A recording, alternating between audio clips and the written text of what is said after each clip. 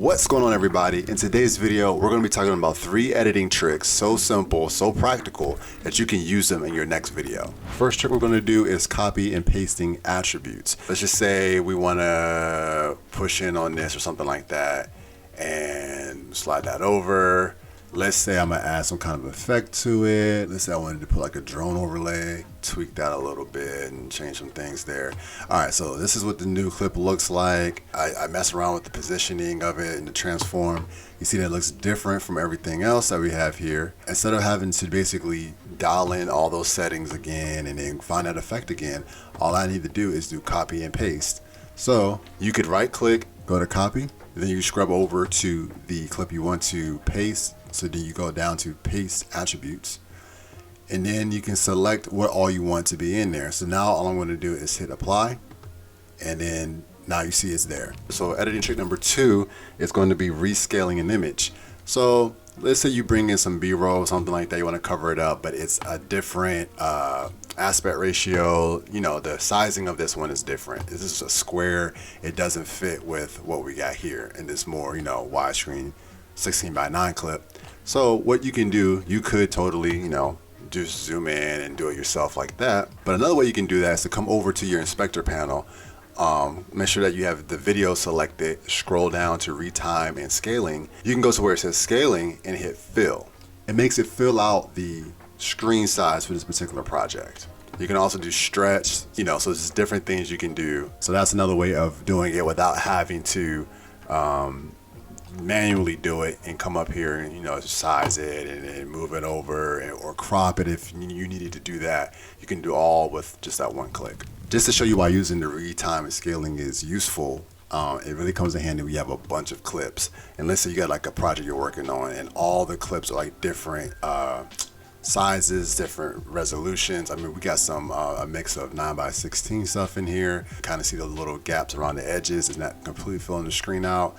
So you got some things that are different. We could do this, highlight everything, and then hit fill. So now everything is lined up. Now you still need to go in and, you know, tweak things and, you know, get it each shot framed properly. But at least now you have that much of it done. So you're not having to go through each individual one and try to make it fill the screen out. So that's a good use. That's a good case to use it in. I use this one all the time. And what I would suggest to do when you do this is to make yourself another project, but you don't have to, but I'll show you why in a second. Let's say you already edited your video and it's done, but now you want to also make your social media clips for like TikTok and Instagram or YouTube Shorts.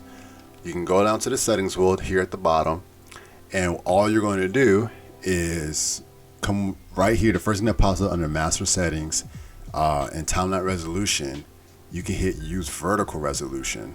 This is so good because you don't have to manually type in what your resolution settings need to be to make it vertical. It knows to do it by itself. You hit that, it automatically switches it to be 1080 by 1920 instead of the reverse. And now you come back to the project timeline and you can see that it is now in a vertical 9:16 resolution.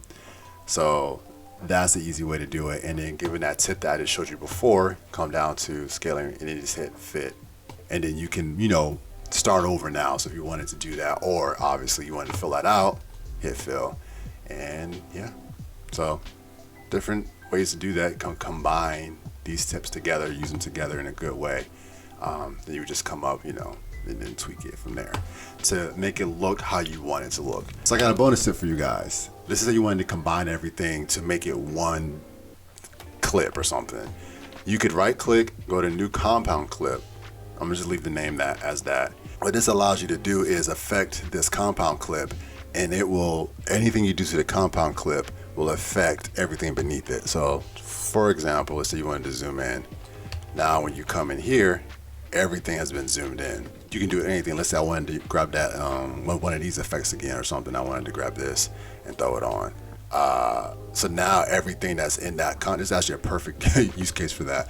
But let's say now that everything, like I wanted to pop everything up like that. So instead of having to grab that effect to make that picture-in-picture look on everything by like individually, I made a compound clip, and now we're good. So if you wanted to be able to get into the compound clip now, all you need to do is open a new timeline, and it creates a new timeline here at the top. And now you can go inside that compound clip.